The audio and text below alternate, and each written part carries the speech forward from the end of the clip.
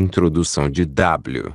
Clement Stone. Introdução. Somos todos vendedores. Aqueles que ganham a vida ligando para clientes e consumidores para vender um produto ou serviço são vendedores mais óbvios. Mas todo mundo está sempre vendendo alguma coisa, uma ideia, um sonho ou um ponto de vista. Quem diz isso é Lee Armbruster, publicitário que chegou ao Olimpo da profissão e cujas campanhas se tornaram referência nos Estados Unidos. Armbruster ganhou inúmeros prêmios por sua criatividade e conquistou vários títulos importantes, mas sua verdadeira paixão sempre foi vender. No livro Um Eriave Alti Salesman Gone, para onde foram todos os vendedores?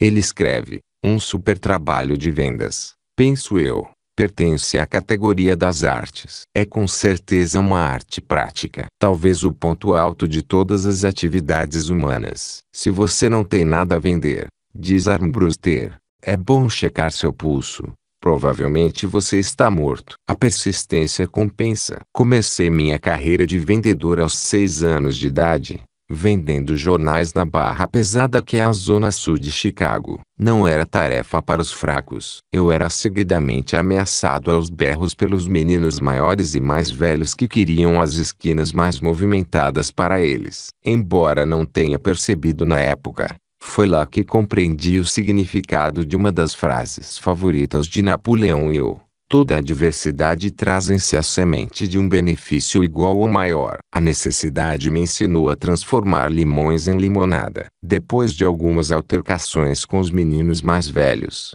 comecei a pensar se não haveria maneira melhor de vender jornais. Perto da esquina onde eu tentava trabalhar, e onde vivia tendo problemas com os concorrentes mais agressivos, funcionava o restaurante Welles. Era uma situação muito assustadora para uma criança de 6 anos. Mas entrei e comecei a vender meus jornais. Não demorou muito para o dono me botar para fora, mas eu já havia vendido 3 exemplares. Quando ele não estava olhando, entrei de novo e vendi mais um. E ganhei 10 centavos de gorjeta de um cliente simpático que aparentemente gostou da minha determinação. Na terceira vez que entrei, os clientes mandaram o dono me deixar em paz. Ele deixou, e só saí depois de vender todos os jornais. No dia seguinte, voltei a Welles, e ele voltou a me acompanhar até a porta. Mas, como continuei retornando, ele simplesmente ergueu as mãos para o céu e disse, exasperado, de que adianta? Com o tempo, acabamos nos tornando grandes amigos. E eu vendia meus jornais normalmente no restaurante dele. Essa experiência me ensinou que, quando você se propõe a vender certa quantidade de alguma coisa, isso é possível. A única maneira de se atingir uma meta é fixá-la para si mesmo e não desistir até conseguir. Essa lição foi reforçada continuamente ao longo de minha vida. Usei as técnicas que aprendi vendendo jornais para começar a carreira no ramo de seguros. Comecei a vender apólices de seguros de acidente. Por acidente. Quando eu estava prestes a ingressar no ensino médio, minha mãe entrou nesse ramo empenhando os 2 únicos diamantes que tinha para abrir uma companhia de seguros em Detroit. Eu fazia o ensino médio em Chicago e passava as férias de verão com ela. Foi lá que comecei a desenvolver minhas técnicas de venda. No primeiro dia de emprego, estudei a apólice que em breve venderia aos insuspeitos clientes de Detroit. A ordem era fazer a ronda no edifício do Jimmy Bank, batendo em todas as salas, menos a da administração do condomínio. No começo, eu estava mais do que um pouquinho nervoso, mas lembrei da regra que impus a mim mesmo quando criança. Quando se dispuser a fazer alguma coisa, não volte até ter feito. Muita gente me deu conselhos pelo caminho, alguns bons, outros apenas bem-intencionados, e, com esses conselhos e minha própria experiência, aos poucos fui desenvolvendo um sistema que nunca me deixou na mão. Antes de mais nada, fui até onde os clientes potenciais estavam. Eu trabalhava em grandes edifícios, onde era possível visitar o dobro de clientes na metade do tempo. Uma técnica que eu aprendi aos 6 anos de idade, vendendo jornais no Welles. É claro que eu sentia medo e insegurança. Eu era um adolescente abordando empresários de sucesso em escritórios chiques. Do lado de fora de um escritório, sem saber quem estava lá dentro, eu procurava motivos para entrar. E, Como procurava, achava. Eu dizia a mim mesmo: o sucesso só é alcançado por quem tenta. Quando não há nada a perder e tudo a ganhar numa tentativa, tente de todas as formas. Era uma ideia que fazia sentido, mas ainda assim não aplacava a resistência emocional de passar por uma porta e arriscar-se a ser rejeitado por um completo estranho. Felizmente para mim, dei de cara com outra fonte de automotivação que uso até hoje. Faça isso agora. Cultivei tanto essas 3 palavras que elas se tornaram parte inseparável de mim. Todos que me conhecem essas palavras e provavelmente já me ouviram usá-las mais de uma vez. O valor do entusiasmo. Aprendi mais uma coisa naqueles primeiros tempos. O valor do entusiasmo. Eu sabia que, para alguém comprar alguma coisa de mim, eu teria que acreditar no que estava vendendo. Teria que estar convicto de que estava vendendo algo de que a pessoa precisava, por um valor justo. Teria que a deixar entusiasmada com meu produto por meio do meu entusiasmo contagiante. Ralph Waldo Emerson disse: nada de grandioso jamais foi alcançado sem entusiasmo. Andrew Carnegie sabia bem disso. Ele contou a Napoleão Hill que o motivo de pagar os $1 milhão por ano a Charles Schwab para administrar suas siderúrgicas era a capacidade de Schwab de despertar o entusiasmo dos trabalhadores. O próprio Schwab dizia: a pessoa pode ter êxito em praticamente qualquer coisa pela qual sinta um entusiasmo sem limites. O que eu mesmo descobri sobre o entusiasmo é que ele pode ser ensinado. Qualquer um pode aprender a gerá-lo dentro de si. Aliás, a definição de entusiasmo implica que ele tem que vir de dentro. A palavra deriva dos termos gregos theos, Deus, e em, dentro. A maioria de nós tem uma timidez natural que precisa ser superada antes de podermos obter o sucesso em vendas. Pessoalmente, descobri que a única maneira de superar a sensação de medo era controlando minha voz. Depois descobri que o controle da voz era a chave para todo o processo de desenvolver o entusiasmo. Descobri que nenhum cliente potencial seria capaz de perceber que eu estava tremendo ou suando por dentro se eu empregasse um tom de voz firme e entusiasmado. A descoberta me levou a 5 regras que desde então utilizo e que treinei milhares de pessoas a usar em seu próprio benefício. 1. Fale alto. Imposte a voz de maneira que os outros possam ouvi-lo e perceber claramente que se trata de uma pessoa autoconfiante. 2. Fale rápido e se concentre no interlocutor. Olhe nos olhos da outra pessoa, de maneira a inspirar confiança, e mantenha os pensamentos em ordem. 3.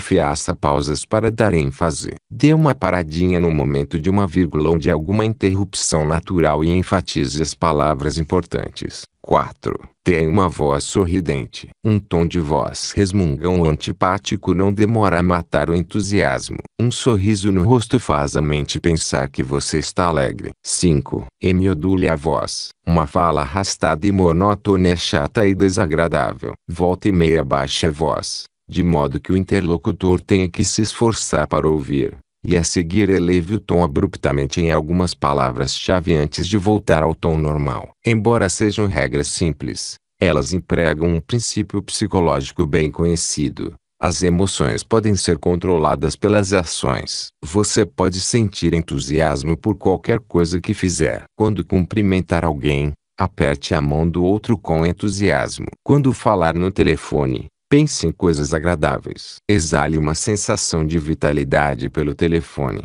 para que a pessoa do outro lado se sinta melhor por ter conversado com você. O entusiasmo é como uma bomba de água. Primeiro você tem que acionar, mas, depois que flui, segue fluindo. Pratique acionando o seu próprio entusiasmo e veja como ele flui magicamente dos outros. Você tem que bombear, tem que ter fé e acreditar. Tem que dar de si antes que mereça receber. Beba toda a água que puder. Lave o rosto. Refresque os pés. Mas deixe a garrafa cheia para os outros. Muito obrigado, Pedro do Deserto. Da canção folk Desert Pit. O poder do subconsciente. Embora não estivesse plenamente consciente naquela época, eu estava começando a utilizar a técnica da autossugestão para ir em frente. Palavras são muito mais do que um conjunto de caracteres numa determinada língua. Elas simbolizam ideias. Quando você as ouve e entende, está sujeito ao poder da sugestão. E, quando as utiliza, Empregue a autossugestão consciente. Um exemplo: quando você pronuncia uma expressão negativa, tipo não posso, deve agregar mais uma frase negativa, tal como não posso falhar. Você estará usando a autossugestão para desenvolver uma atitude mental positiva, porque uma expressão duplamente negativa se transforma numa expressão positiva. Crie o hábito de, quando ouvir sugestões prejudiciais a você, questioná-las imediatamente. Empregue um pensamento positivo, mesmo sem expressá-lo verbalmente. Por exemplo,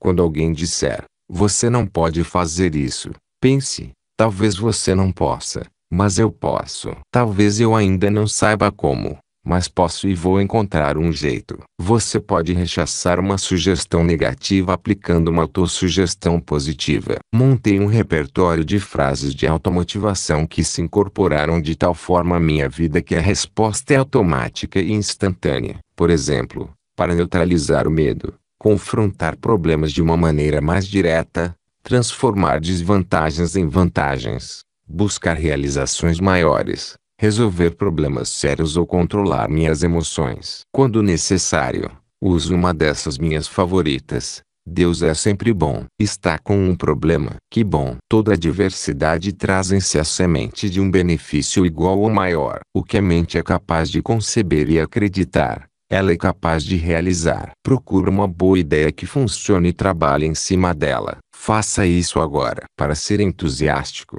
haja com entusiasmo. Introdução de W.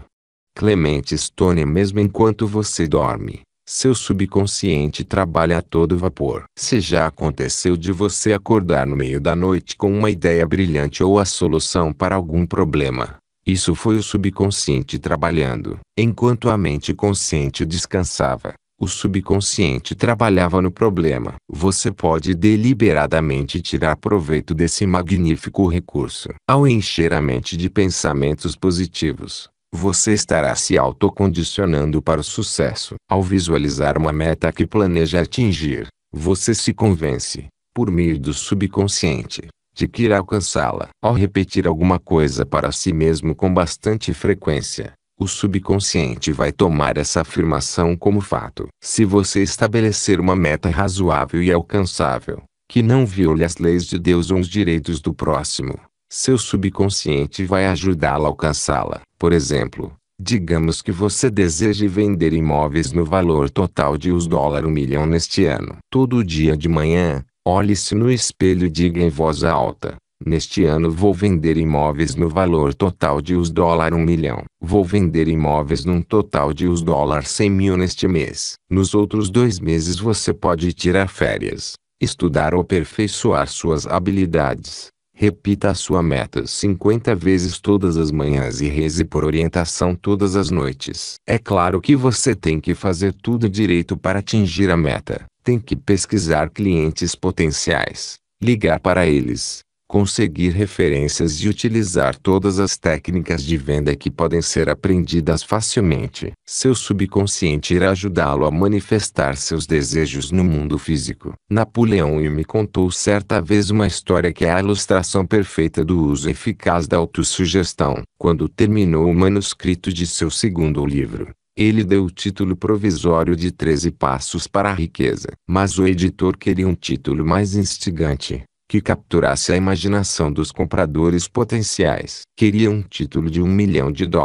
Todos os dias ele telefonava para eu pedindo o novo título, mas, embora eu tivesse pensado em 600 possibilidades diferentes, nenhuma parecia certa. Um dia o editor telefonou e avisou: preciso do título para amanhã. Se você não tiver um, tenho esse que é um estouro. Use your note and get boldly, algo como use a que ganhe uma bufunfa. Esse título é ridículo. Vai acabar comigo, gritou Hill. Pois bem, esse aí, a menos que você arranje um melhor até amanhã de manhã, respondeu o editor. Naquela noite, Hill conversou com seu subconsciente. Estamos juntos há um bom tempo. Você fez muito por mim e aprontou algumas. Mas preciso encontrar um título de $1 milhão. E tem que ser esta noite. Entendeu? E passou várias horas pensando nisso e depois foi dormir. Por volta das 2 da madrugada, acordou como se sacudido por alguém. Ao despertar, Uma frase brilhava em sua mente. Foi até a máquina de escrever e pôs a frase no papel. Depois agarrou o telefone, ligou para o editor e gritou: "Já temos nosso título de US$ 1 milhão." Ele estava certo. Pense e Enriqueça, um clássico no campo da autoajuda.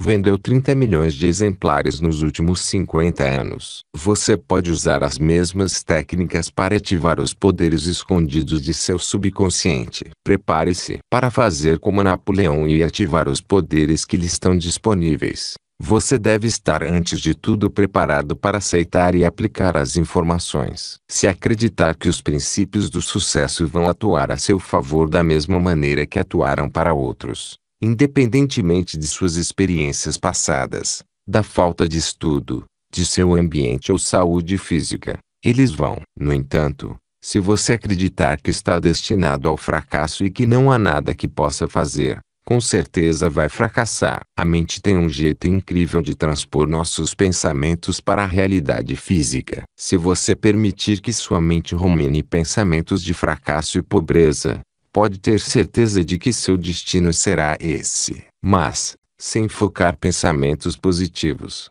desenvolver a crença em si mesmo e for em busca de oportunidades, você será um sucesso. Como eu e Napoleão e eu sempre dissemos em nossos escritos, o que a mente é capaz de conceber e acreditar, ela é capaz de realizar. Você é produto de sua hereditariedade, de seu ambiente, corpo físico, de sua mente consciente e subconsciente, de sua experiência em ação e pensamento, sua posição e direção específicas no espaço e no tempo e algo mais, inclusive poderes conhecidos e desconhecidos. Você é a pessoa mais importante no que diz respeito a você e sua vida. Você dispõe de poder potencial para afetar, utilizar, controlar ou harmonizar toda a sua vida, pois é dotado de um cérebro e de um sistema nervoso e com eles poderá desenvolver o hábito de fazer uso daquilo que aprendeu com a mente consciente e afetar, com as devidas ações, o seu subconsciente. Você é uma mente com um corpo. Sua mente consiste de poderes potenciais duplos e invisíveis,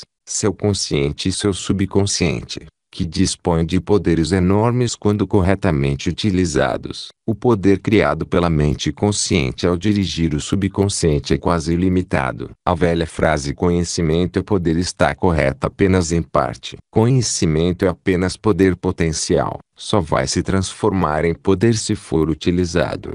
Assim como a gasolina no tanque do carro é apenas um poder potencial até você girar a ignição e utilizá-la. Quando as mentes consciente e subconsciente agem em harmonia, podem afetar, controlar, utilizar ou se harmonizar com todos os poderes conhecidos e desconhecidos. Você pode dobrar sua produtividade com o uso desse poder. Você é capaz de se imaginar realizando o dobro do que normalmente faz no mesmo período de tempo. O que seria preciso? Escreva numa folha de papel: "Amanhã eu vou." O seguir. Relaxe por 15 minutos e abra sua mente para ideias de como alcançar os objetivos escritos. Anote as ideias à medida que ocorrerem, mas não se preocupe em organizá-las de maneira lógica ou atribuir prioridade. Tente manter aberto o fluxo de ideias. Talvez ajude a visualizar portões de lógica na mente. Concentre-se em mantê-los abertos e deixar as ideias emergirem do subconsciente. Se depois de meia hora de livre fluxo de pensamentos o papel estiver uma mixórdia de ideias rabiscadas, vá em frente e arrume numa ordem lógica. Se você ainda não chegou a uma noção de como dobrar sua produtividade, continue tentando. Tem gente que precisa de várias semanas de prática diária até dominar o processo. Eu nunca vou dormir à noite sem antes tirar um tempo para pensar, estudar e planejar. Recomendo fortemente que você também desenvolva esse hábito. Ele é crucial para explorar ao máximo suas habilidades. O poder da oração. Há uma fonte diária de poder sobre a qual a maioria de nós tem, na melhor das hipóteses, um entendimento apenas superficial. Sabemos que em algum lugar existe uma estação de energia a qual nossos lares estão conectados. Plugamos nossos eletrodomésticos e computadores e eles funcionam. Abrimos latas, processamos palavras e alimentos, fazemos cálculos matemáticos complexos e lavamos a louça. No entanto, Se pedissem à maioria de nós para provar o poder da energia elétrica, inclusive se ela existe mesmo provavelmente não conseguiríamos, mesmo com a ajuda de um engenheiro. Não somos capazes de ver a eletricidade, só os resultados. O mesmo vale para a oração. Não somos capazes de medir ou quantificar seu poder, apenas ver os resultados. Não se pode provar cientificamente que a oração tem o poder de mudar o curso da civilização, evitar guerras, curar doenças físicas ou mentais e transformar fracassados em pessoas produtivas e bem-sucedidas. No entanto, vimos a oração realizar tudo isso e muito mais várias vezes no curso da história. Existem registros. Tive a oportunidade de estudar essas coisas por muitos anos e debater com muitos dos maiores estudiosos do assunto. Quanto mais estudo, mais aprendo. Quanto mais estudo a vida das pessoas bem-sucedidas, mais me convenço de que o maior de todos os poderes é da oração. Já comprovei isso muitas e muitas vezes. Ao longo dos anos, recebi inúmeras cartas de pessoas que leram meus livros, artigos e colunas. Muitas tiraram um tempo para me dizer que meus escritos as inspiraram ou motivaram a alcançar alguma coisa que antes acreditavam ser impossível. São cartas gratificantes, mas as que mais me tocam são as dos leitores motivados a voltar à igreja ou buscar ajuda divina para salvar suas vidas, ou que utilizaram a oração com sucesso para recuperar a saúde física, mental ou moral. Não é sequer importante saber como a oração funciona, basta saber que funciona. Há muitos mistérios no cosmos que talvez nunca possamos entender, mas sabemos que existem certas leis universais que sempre se aplicam. Pelo poder da oração somos capazes de ligar nossa vida a canais positivos e produtivos. E ninguém na face da terra é capaz de impedir isso. Mas você deve lembrar que a oração é algo participativo, não passivo. Não basta pedir uma orientação. Você tem de agir. Se vale a pena rezar por alguma coisa, vale a pena trabalhar por ela. O ciclo do sucesso é rezar, agir, trabalhar. Você pode atingir qualquer meta que estabelecer para si mesmo se obedecer a esse ciclo. Cada um de nós prefere rezar numa determinada hora do dia. Recomendo que seja de manhã e à noite, quando as coisas estão calmas e pacíficas, mas qualquer hora do dia serve, desde que você reserve um momento para uma oração reverente e elaborada. Poderíamos aprender com outras culturas que levam as orações muito mais a sério do que qualquer compromisso profissional e reservam um tempo para rezar mesmo na hora do trabalho. A harmonia e a paz interior advindas da oração diária pagam ótimos dividendos. Verifiquei que, além das orações que sabemos de memória, é muito útil seguir a abordagem de um dos líderes mais sábios da história norte-americana,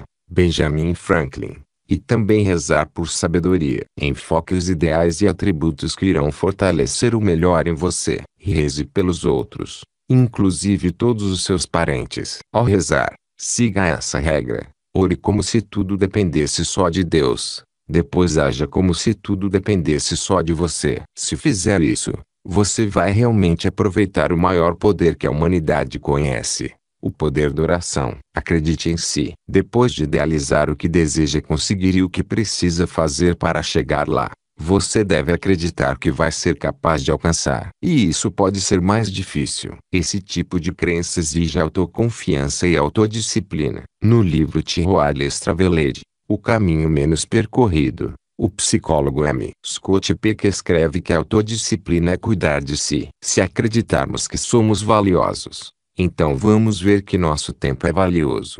E, se sentirmos que nosso tempo é valioso, vamos querer usá-lo bem. Peck acredita que a sensação de ter valor, a pedra fundamental da autodisciplina, é produto direto do amor dos pais. Essa convicção tem que surgir na infância. É muito difícil ser adquirida na vida adulta, diz. Por outro lado, quando as crianças aprendem por intermédio do amor dos pais que são valiosas, é quase impossível que as vicissitudes da vida adulta destruam seu espírito.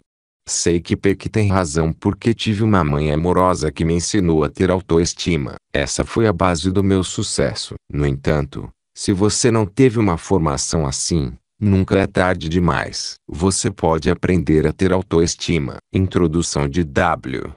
Clement Stone, lendo livros de autoajuda e motivacionais, como este e tantos outros. Depois que tiver dominado a capacidade de conceber e acreditar, você vai ser capaz de dobrar sua produtividade. Eu fiz isso, e você também pode fazer. Talvez não imediatamente, mas posso garantir sem sombra de dúvida que, quando usei o processo apresentado aqui, dobrei minhas vendas e depois dobrei de novo e mais outra vez. Me perguntei, por que não posso vender num dia o que antes vendia em uma semana? Por que não? E vendi. Depois decidi vender em uma semana o que outros vendiam em um mês. No fim, eu vendi em um mês o que outros vendiam em um ano. A fórmula R2A2. Ao treinar vendedores, sempre adotei como regra pessoal nunca dizer a eles o que fazer, a não ser que pudesse ensinar como fazer. Sigo a mesma regra nos meus escritos. Se você estiver pronto para adotar esses princípios,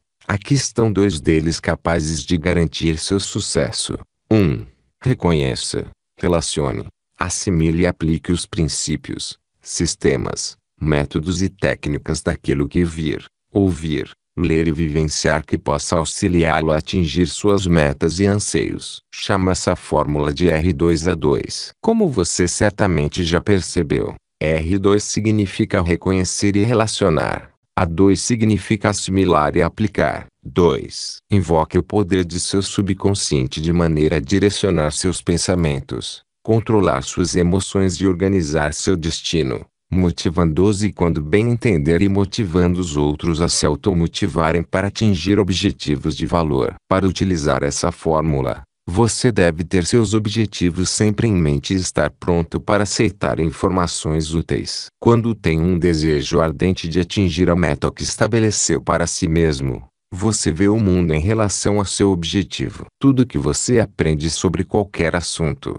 toda ação que faz, o deixa mais perto da meta ou não. Ter objetivo firme em mente ajuda a estabelecer prioridades mais facilmente e ajuda a focar no que é importante. Por exemplo, ao ler um livro de autoajuda, concentre-se no significado das palavras e dos ensinamentos em relação a seus objetivos. Leia como se o autor fosse um amigo próximo que estivesse escrevendo só para você. Leia o livro inteiro, dedicatória, prefácio, inclusive sumário e bibliografia, bem como todas as páginas na devida ordem. Se o livro for seu, sublinhe ou realce os trechos e frases que lhe pareçam importantes, especialmente os que deseje memorizar. Ponha pontos de interrogação ao lado daquilo que não entender. Faça anotações rápidas nas margens das páginas e outras mais extensas num bloco de notas. Quando tiver ideias inspiradas ou vislumbrar a solução potencial de algum problema em função do que você leu. Outro exemplo de foco seria ouvir um sermão ou fala de um palestrante motivacional. Como as ideias costumam vir dos lugares mais inesperados,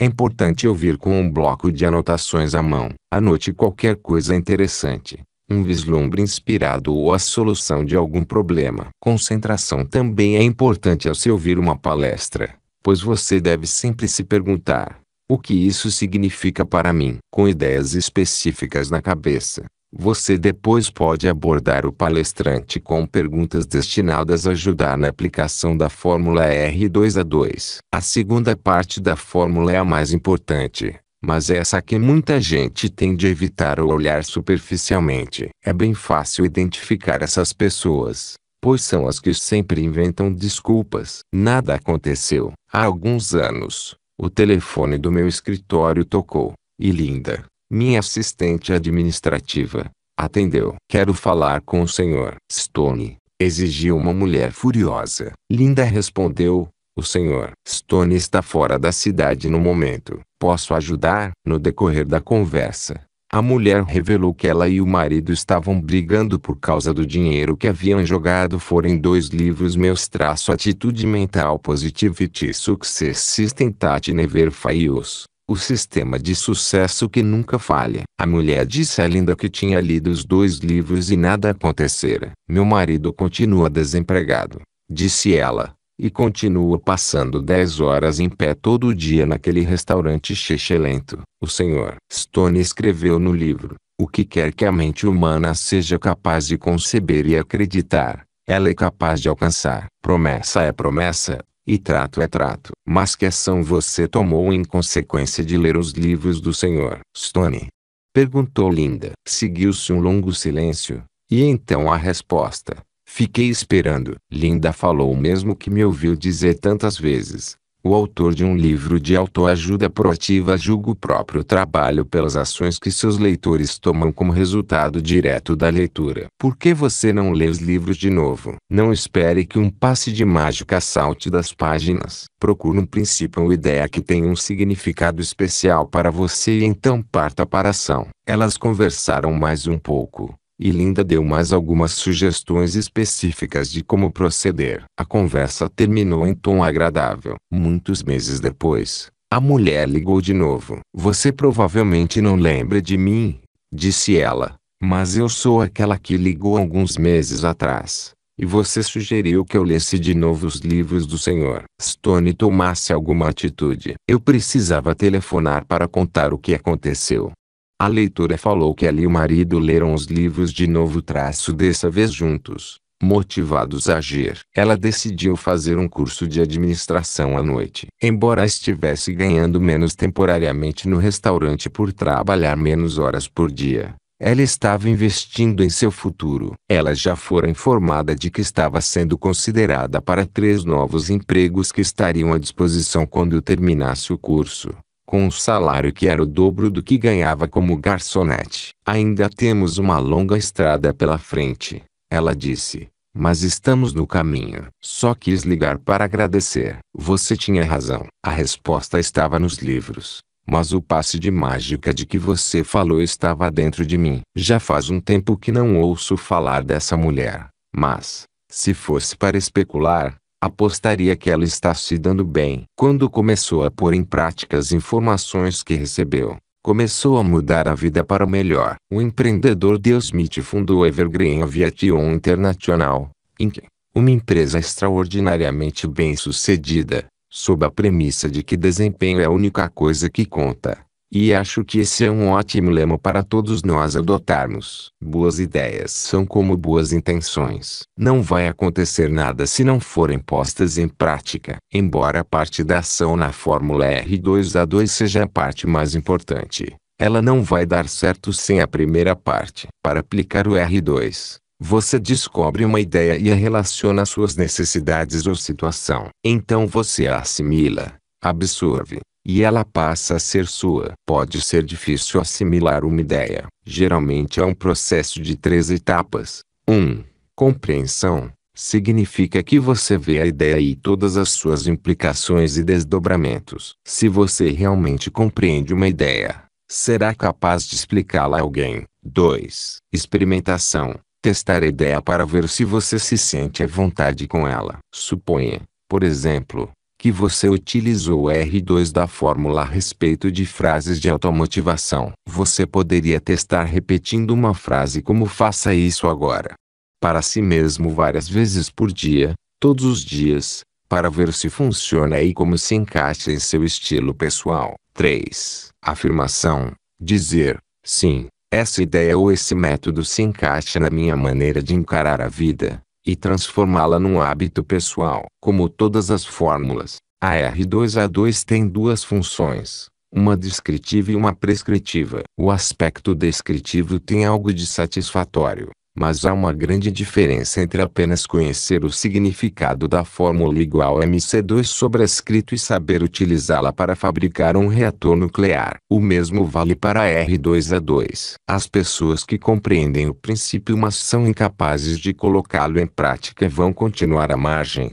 realizadoras teóricas que se escondem atrás de desculpas. Partir para a ação evidentemente envolve risco, mas você pode reduzir os riscos pensando cuidadosamente sobre as ações e invocando o poder de seu subconsciente para garantir que está empregando todos os ativos à sua disposição para assegurar o êxito. O ingrediente mágico. Quando comecei a pensar no que escreveria nesta introdução, refleti sobre o trabalho que eu e Napoleão Hill realizamos juntos e passei os olhos em algumas de minhas velhas anotações. Lembrei de nossa empolgação com as novas descobertas sobre as vitaminas naqueles idos de 1955. Decidimos inventar nossa própria vitamina, que chamamos de vitamina E. A essa altura você já ouviu falar bastante sobre as vitaminas A, B, B1, complexo B e vitaminas C, D, I, K. Mas, se não ouviu falar da vitamina primeira, permita-me discorrer um pouco. A vitamina primeira é a vitamina da inspiração. Todos nós sabemos que o corpo só absorve a quantidade de vitaminas que pode assimilar. O que não pode utilizar é eliminado. Ao longo da vida,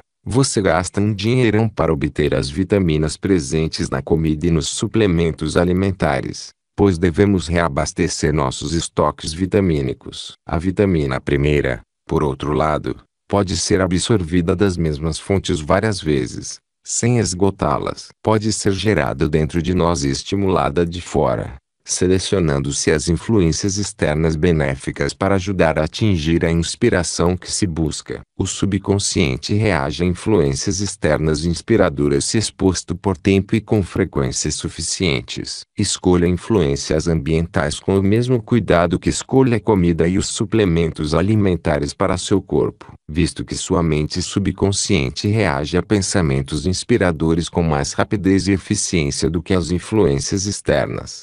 Cultive pensamentos inspiradores. Assim como as vitaminas devem ser tomadas regularmente para manter o corpo saudável, a vitamina primeira tem que ser tomada para manter a mente sã. Inspiração sem ação é linda, mas não vale nada. Dura pouco e se apaga como uma chama, muitas vezes para não mais voltar. A mente é afetada até certo ponto pela condição física do corpo, mas este é ainda mais afetado pela condição da mente. Escolha bem o seu suplemento diário de vitamina I. A arte da automotivação. O maior poder de que nós, seres humanos, dispomos é o poder de escolha. Mas para isso precisamos tomar uma decisão. E às vezes decisões são dolorosas, muitas vezes difíceis. Aqueles que se dedicam a estudar os padrões de comportamento das pessoas e como convencê-las a mudar o comportamento para seu próprio bem chegaram a algumas conclusões inescapáveis. Uma regra fundamental é a seguinte: você e eu herdamos instintos, emoções, sentimentos e tendências. Desenvolvemos humores, hábitos e impulsos. Mesmo as pessoas mais lógicas não agem de maneira apenas racional. Agimos com base em emoções e sentimentos, tanto quanto na lógica. Uma das coisas maravilhosas de nossos fantásticos cérebro e sistema. Introdução de W.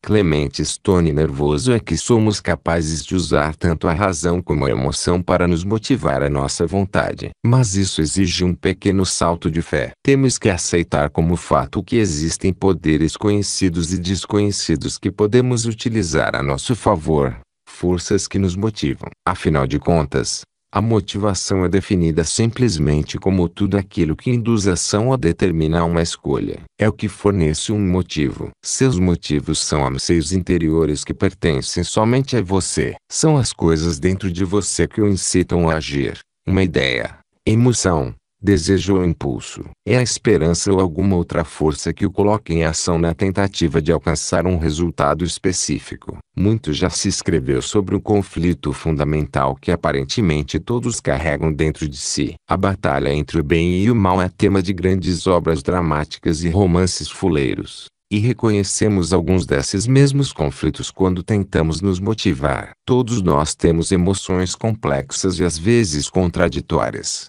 mas pessoas bem-sucedidas aprendem a controlá-las. Elas superam uma tendência natural para o fracasso motivando-se a fazer uma coisa antinatural, ter sucesso. Se você entender como a motivação atua em si mesmo, pode avançar muito no entendimento dos outros. Quando for capaz de determinar o que motiva alguém, você será um gestor melhor porque saberá como inspirar seus funcionários a estabelecer e atingir metas cada vez mais ambiciosas. E também será um pai ou uma mãe melhor porque estará mais preparado para ajudar seus filhos a realizar o potencial deles. E, se souber o que motiva um comprador potencial, saberá como vender suas ideias, produtos ou serviços para ele. Tributo a um mestre da motivação. Alguns anos atrás, fiquei surpreso ao ver a revista Inc. Descobrir Napoleão Hill. O artigo se chamava Napoleão Quem?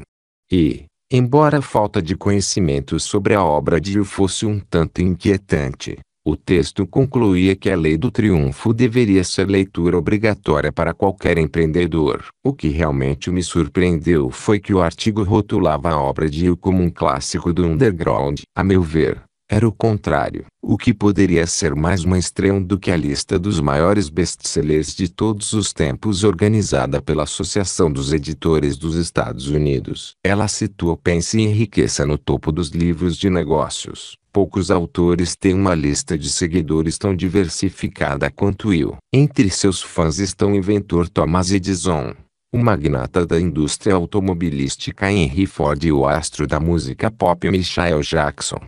F.W. Woolworth, cujas ideias revolucionaram o varejo, disse que sua rede de lojas foi montada com base nos princípios do sucesso expostos por Hill. Disse ele: presumo que não seria exagero se eu dissesse que o edifício Woolworth poderia perfeitamente ser chamado de um monumento à solidez desses princípios. O interesse de Michael Jackson pela obra de Hill parece ter surgido do fato de um de seus heróis ter sido Thomas Edison, a quem Hill conhecia bem e sobre quem escreveu bastante. Jackson tem uma vasta coleção de memorabilia de Edison, que ele me mostrou recentemente, quando jantei em sua casa na Califórnia. Embora Jackson já tivesse me telefonado e conversado comigo várias vezes, esse foi nosso primeiro encontro pessoal, e fiquei impressionado com o entendimento que ele tinha do laço comum que une os homens e as mulheres que obtêm grandes conquistas na vida. A personalidade pública de Michael mascara uma forte inclinação filosófica. Imagino que pouquíssimos, se é que algum, de seus milhões de fãs têm a menor ideia do grande interesse dele pelas fontes de motivação e realização humanas. Jackson e eu descobrimos que temos muitas ideias em comum, e não me surpreendi com o fato de a obra de Napoleão Hill ter nos aproximado. Hill tinha uma facilidade de expressar pensamentos com os quais praticamente qualquer pessoa é capaz de se identificar. A filosofia de Napoleão Hill coincidia tanto com a minha que em 1937 mandei um exemplar de seus livros para todos os meus representantes de vendas. Bingo! Acertei na mosca. As vendas explodiram. Mais de 20 anos depois, convenci Hill a sair da aposentadoria e voltar a escrever e dar palestras. Ele aceitou sob uma condição: que eu administrasse seus negócios. E fiz isso por 10 anos. E a aliança de mastermind que eu e ele formamos foi uma das experiências mais gratificantes de minha vida. Napoleão Hill dedicou a vida a ajudar os outros a realizar seu potencial. E hoje a fundação que leva seu nome continua a espalhar a mensagem. Foi um grande prazer ter sido presidente da fundação por muitos anos e ver os resultados de sua filosofia. As palavras que você está prestes a ler podem mudar positivamente sua vida de uma maneira que você não é capaz de imaginar agora, se estiver preparado para aceitá-las e agir. W. Clementes Tony.